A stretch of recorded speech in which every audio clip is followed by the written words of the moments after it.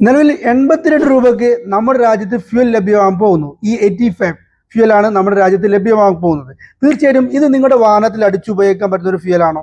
E20, E85, E100 എന്നിങ്ങനെയുള്ള fuel ബ്ലെൻഡുകളെ കുറിച്ചും നമ്മുടെ രാജ്യം ചർച്ച ചെയ്യുന്നു. എന്താണ് ഇവ തമ്മിലെ വ്യത്യാസം? ഏതെല്ലാം വാഹനങ്ങളിലാണ് ഇത് അടിച്ചു ഉപയോഗിക്കാൻ പറ്റുന്നത്? തീർച്ചയായിട്ടും ഫ്ലക്സ് ഫ്യൂൽ 5 മിനിറ്റിൽ നിങ്ങൾക്ക് മനസ്സിലാക്കാം ഫ്ലക്സ് ഫ്യൂലിന്റെ യാഥാർത്ഥ്യം എന്ത്. അപ്പോൾ ആദ്യമേ എഥനോളിനെ കുറിച്ച് പറയാം. എന്താണ് എഥനോൾ?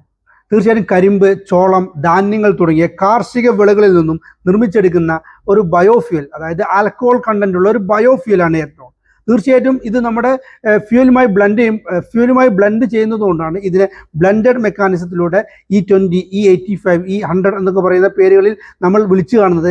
അതായത് എഥനോൾ മിക്സറാണ്. E20 എന്ന് പറയുന്നത് 20% എഥനോൾ മിക്സ് ചെയ്യുന്ന ഫ്യൂലിനെയാണ് E20 എന്ന് പറയുന്നത്. അതായത് 20% എഥനോളും 80% പെട്രോളിയം. ഇനി വരാൻ പോകുന്നത് 85% എഥനോളും 15% ഫ്യൂലുമുള്ള ഫ്യൂൽ മെക്കാനിസമാണ്. അതിനാണ് 82 രൂപക്ക് നമുക്ക് പർച്ചേസ് ചെയ്യാൻ പറ്റുന്ന ഫ്യൂൽ. ഇപ്പോൾ ഡൽഹിയിൽ മാത്രം അവൈലബിൾ ആയിട്ടുള്ള ഒരു സാധനമാണ്. വൈകാതെ ഇന്ത്യയിൽ ഓൾമോസ്റ്റ് എല്ലായിടത്തും അവൈലബിൾ ആകും എന്നാണ്. ഇനി ഇതിനെക്കുറിച്ച് പറയുകയാണെങ്കിൽ ഇത് ശരിക്കും നമ്മുടെ രാജ്യത്ത് ഉപയോഗിക്കുന്നത് നമ്മുടെ ഫ്യൂൽ ഇറക്കുമതി കുറക്കുക എന്നുള്ള ലക്ഷ്യമാണ് ആദ്യത്തേത്.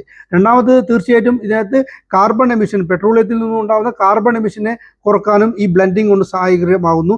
അതുപോലെ തന്നെയാണ് നമ്മുടെ രാജ്യത്തുള്ള ഇപ്പോൾ നിലവിലുള്ള കർഷകർക്കും ഇത് ഉപകാരമാണ്. അപ്പോൾ ആ രീതിയിലൊക്കെയാണ് ഇതിൻ്റെ പ്ലാനിങ്. ഇനി നമ്മൾ E20 അല്ലെങ്കിൽ E85, E100 എന്നൊക്കെ പറയും. എന്താണ് ഇതുകൊണ്ട് ഉദ്ദേശിക്കുന്നത്? ശരിക്കും E20 എന്ന് പറയുന്നത് ഫ്യൂലിൻ്റെ അളവിൽ, അതായത് ഫ്യൂലിൻ്റെ അളവ് എത്രയുണ്ടോ അല്ലെങ്കിൽ എഥനോളിൻ്റെ എത്ര അളവുണ്ടോ അതിനെ സൂചിപ്പിക്കുന്ന ഒരു സാധനമാണ് E20. E20 എന്ന് പറയുമ്പോൾ 20% എഥനോളും 80% ഫ്യൂലും, അതായത് പെട്രോളിയം ഉൾപ്പെടുന്ന പെട്രോൾ, അതായത് നിലവിൽ നമ്മളിപ്പോൾ നമ്മുടെ രാജ്യത്തെ മിക്കവാറും പമ്പുകളിലൊക്കെ കിട്ടിക്കൊണ്ടിരിക്കുന്ന ഫ്യൂൽ E20 ആണ്. അതുപോലെ E85 എത്തുമ്പോൾ അവിടെ 85% എഥനോൾ മിക്സ് ചെയ്യാൻ പോകുന്നു. അതുപോലെ 15% മാത്രമേ ഫ്യൂൽ കോണ്ടന്റ്, അതായത് പെട്രോളിയം കോണ്ടന്റ് ഉണ്ടാകാൻ പോകുന്നുള്ളൂ. അതിന് E100 വരെ എത്തിക്കും എന്നാണ് പറയുന്നത്. കംപ്ലീറ്റ്ലി ബയോഫ്യൂൽ ഉപയോഗിക്കുന്ന ഒരു മെക്കാനിസത്തെ കുറിച്ചും നമ്മുടെ രാജ്യം സംസാരിക്കുന്നു. ഇവിടെ പലർക്കുമുള്ള സംശയം, നമ്മുടെ സാധാരണ വാഹനങ്ങളിൽ ഇപ്പോൾ E20 വരെ സപ്പോർട്ട് ചെയ്യുന്ന വാഹനങ്ങളാണ് നിലവിൽ നമ്മുടെ രാജ്യത്ത്, നമ്മുടെ നാട്ടിൽ അവൈലബിൾ ആയിട്ടുള്ളത്. തീർച്ചയായിട്ടും ഇത്തരം വാഹനങ്ങളിൽ നമ്മുടെ ഫ്ലക്സ് ഫ്യൂൽ 82 രൂപയ്ക്ക് വില കുറഞ്ഞ ഫ്യൂൽ വരാൻ പോകുന്നു. ഇത് ഉപയോഗിക്കാൻ പറ്റുമോ എന്നുള്ളതാണ്. ഒരിക്കലും ഇത് ഉപയോഗിക്കാൻ പറ്റില്ല. കാരണം ഇത് നിങ്ങളുടെ എഞ്ചിനെ ബാധിക്കാം, നിങ്ങളുടെ എഞ്ചിൻ കാലിബ്രേഷനെ ബാധിക്കാം, മൈലേജിനെ എഫക്ട് ചെയ്യാം. അങ്ങനെയുള്ള പല കാരണങ്ങൾക്കൊന്നും ഇത് നിങ്ങളുടെ വാഹനത്തിൽ ഉപയോഗിക്കാൻ പറ്റില്ല. പക്ഷെ ഇത് ഉപയോഗിക്കാവുന്ന വാഹനങ്ങൾ ലോഞ്ച് ആവുന്നുണ്ട്. ഇപ്പോൾ മാരുതി ഫ്ലക്സ് ഫ്യൂലിൽ ബയോഫ്ലക്സ് എന്ന് പറയുന്ന മാരുതിയുടെ വാഗണർ ലോഞ്ച് ആയിട്ടുണ്ട്. ഒരൊറ്റ വേരിയന്റ് മാത്രമേ ലോഞ്ച് ആയിട്ടുള്ളൂ. ഇനി അതുപോലെ നമ്മുടെ മറ്റു ബ്രാൻഡുകളും ഇതുപോലെ വാഹനങ്ങൾ ലോഞ്ച് ചെയ്യാൻ പോകുന്നു. അപ്പോൾ തീർച്ചയായിട്ടും ഇത്തരം വാഹനങ്ങളിലല്ലാതെ നമ്മുടെ നിലവിലുള്ള വാഹനങ്ങളിലൊന്നും തന്നെ ഈ ഫ്ലക്സ് ഫ്യൂൽ ഉപയോഗിക്കാൻ പറ്റില്ല. അത് ഉപയോഗിക്കുന്നത് അത്രയും അപകടം സൃഷ്ടിക്കുന്ന ഒന്നാണ്. ഇനി ഇത് പ്രവർത്തിക്കാൻ നമ്മുടെ വാഹനങ്ങളെ സഹായിക്കുന്നത് ഫ്ലക്സ് ഫ്യൂൽ വാഹനത്തിൽ ഒരു പ്രത്യേകതരം സെൻസറുകൾ ഉണ്ടാവും.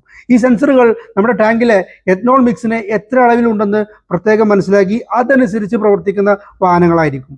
അതായത് ഈ സെൻസറുകൾ എയർ ഫ്യൂൽ മിക്സറിനെ ക്രമീകരിക്കുന്നു, അതുപോലെ ഇഗ്നിഷൻ ടൈമിംഗ് അതുപോലെ മാറ്റാൻ സഹായിക്കുന്നു. അതുപോലെ നമ്മുടെ എൻജിൻ ട്യൂണിങ്ങിന് ഒപ്റ്റിമൈസ് ചെയ്യാനും ഈ സെൻസറുകൾ സഹായിക്കുന്നു. ഇങ്ങനെയാണ് ഇതിൻ്റെ പ്രവർത്തനങ്ങൾ വരുന്നത്. ഇതുകൊണ്ടുള്ള അഡ്വാൻറ്റേജ് ഫ്യൂൽ ഇറക്കുമതി കുറക്കാൻ, അതുപോലെ നമ്മുടെ ഫ്യൂൽ കോസ്റ്റ്, ജനങ്ങൾക്കുള്ള ഫ്യൂൽ കോസ്റ്റിനെ കുറക്കാം, അതുപോലെ നമ്മുടെ കാർബൺ എമിഷനെ കുറക്കാൻ സാധിക്കുന്ന ഒരു ഫ്യൂലാണ്. അതുപോലെ നമുക്ക് കർഷകർക്കൊക്കെ ഈ വിളകളൊക്കെ വാങ്ങുന്നത് കൊണ്ടുള്ള ലാഭം അതും ഉണ്ടാകാം. ഇത്തരം കാര്യങ്ങളാണ് ബേസിക്കലായിട്ടുള്ള ഇതിൻ്റെ അഡ്വാൻറ്റേജസ്.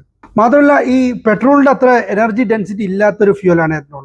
അതുകൊണ്ട് ഈ ബ്ലെൻഡിങ് കൂടുന്ന സാഹചര്യത്തിൽ തീർച്ചയായിട്ടും മൈലേജിനെ കാര്യമായി ബാധിക്കാനുള്ള സാധ്യതയുണ്ട്. 30%, 20% വരെയുള്ള മൈലേജിനെയൊക്കെ ബാധിക്കാൻ സാധ്യതയുണ്ട്. അതുപോലെ സ്റ്റാർട്ട് പെർഫോമൻസിലും ചില വിഷയങ്ങൾ ഉണ്ടാകാനുള്ള സാധ്യതയുണ്ട്. നിലവിൽ നമ്മുടെ രാജ്യത്ത് അവൈലബിൾ ആയിട്ടുള്ള ഫ്യൂൽ E20 ആണ്. E20 ആണ് 20% എഥനോൾ മിക്സ് ചെയ്ത ഫ്യൂലാണ്. അപ്പോൾ തീർച്ചയായിട്ടും ഇത് ഭാവിയിൽ കൂടുതൽ വാഹനങ്ങൾ വരുന്നതോടുകൂടി E85 ഒക്കെ കൂടുതൽ പ്രാബല്യത്തിൽ വരും, അല്ലെങ്കിൽ കൂടുതൽ ജനകീയമാകും. ഇപ്പോൾ തീർച്ചയായിട്ടും E20 ആണ് സപ്പോർട്ട് ചെയ്യുന്നത്. നമ്മുടെ വാഹനങ്ങളിലൊന്നും തന്നെ E85 സപ്പോർട്ട് ചെയ്യുന്നില്ല. സപ്പോർട്ട് ചെയ്യുന്ന വാഹനങ്ങൾ ഇറങ്ങി തുടങ്ങിയിട്ടേ ഉള്ളൂ. അപ്പോൾ തീർച്ചയായിട്ടും നിങ്ങൾ ഇതൊക്കെ വന്നു കഴിഞ്ഞ് ഉപയോഗിക്കുന്നവർ ഇത് സപ്പോർട്ടഡ് ആണോ അല്ലേ എന്ന് തീർച്ചയായും ചെക്ക് ചെയ്തതിന് ശേഷം മാത്രം ഉപയോഗിക്കുക. മാത്രമല്ല E20 പോലും നമ്മുടെ വാഹനങ്ങൾക്ക് കോമ്പാക്റ്റബിൾ അല്ല. ഇപ്പോൾ പഴയ വാഹനങ്ങൾ നിങ്ങളൊരു 10 വർഷം മുന്നേ അല്ലെങ്കിൽ ഒരു 5-10 വർഷം മുന്നേക്ക് എടുത്ത വാഹനങ്ങളിൽ പോലും E20 കോമ്പാക്റ്റബിൾ അല്ല. അതുകൊണ്ട് തന്നെ കാര്യമായ മൈലേജ് ലോസ് സംഭവിക്കാനുള്ള സാധ്യതയുണ്ട്. മാത്രമല്ല നമ്മളിപ്പോൾ കാണുന്ന വാഹനങ്ങൾക്ക് പവറില്ലായ്മ, അല്ലെങ്കിൽ നമ്മൾ ഒരു പെട്രോൾ എനർജിയെ കൂടുതൽ എൻഹാൻസ് ചെയ്യാൻ പറ്റാത്ത രീതിയിൽ എഞ്ചിനുകൾക്ക് തകരാറുകൾ സംഭവിക്കുന്നുണ്ട്. അതിന് കാരണം ബ്ലെൻഡഡ് ഫ്യൂലുകൾ വന്ന ഈ ഫ്യൂൽ ബ്ലെൻഡിങ്ങിൽ വന്നിട്ടുള്ള സിസ്റ്റം വന്നിട്ടുള്ള തകരാറാണ്. ഇത്തരം ഇപ്പോൾ 2023 അല്ലെങ്കിൽ 22 ശേഷം ഇറങ്ങുന്ന വണ്ടികളിൽ തീർച്ചയായിട്ടും ഇത് സപ്പോർട്ടഡ് ആണ്. പക്ഷേ മുന്നേയുള്ള വാഹനങ്ങളെ നല്ല രീതിയിൽ ബാധിക്കും. അതിൻ്റെ പവറിനെ ബാധിക്കുന്നുണ്ട്, മൈലേജിനെ ബാധിക്കുന്നുണ്ട്, അതായത് നമ്മുടെ ഈ ഫ്യൂലുമായി ബന്ധപ്പെട്ട മറ്റു പാർട്സുകളെല്ലാം ബാധിക്കുന്നുണ്ട്, സാധ്യതയുണ്ട്. അത് വണ്ടിയുടെ ലൈഫ് കുറക്കാനും ഇത് കാരണമായിട്ടുണ്ട്. അപ്പോൾ ഓരോ ദിവസവും അപ്ഡേറ്റ് ആയിക്കൊണ്ടിരിക്കുകയാണ് നമ്മുടെ ഓട്ടോമൊബൈൽ ഇൻഡസ്ട്രി എന്ന് പറയുന്നത്. അപ്പോൾ തീർച്ചയായിട്ടും ഇനി വരാൻ പോകുന്ന ഫ്യൂൽ ചിലപ്പോൾ ഫ്ലെക്സ് ഫ്യൂൽ ആയിരിക്കും, അല്ലെങ്കിൽ ഇതിനെല്ലാം മറികടന്നുകൊണ്ട് EVയുടെ ഒരു തരംഗം വരാനിരിക്കുന്നുണ്ടാവും. അപ്പോൾ ഫ്യൂൽ അടിച്ചുപയോഗിച്ച് വണ്ടി ഉപയോഗിക്കും എന്ന് പറയുന്ന കാലത്തോട് ചിലപ്പോൾ നമുക്ക് വിട പറയാൻ സമയമായി എന്നൊക്കെ തോന്നുന്നുണ്ട്.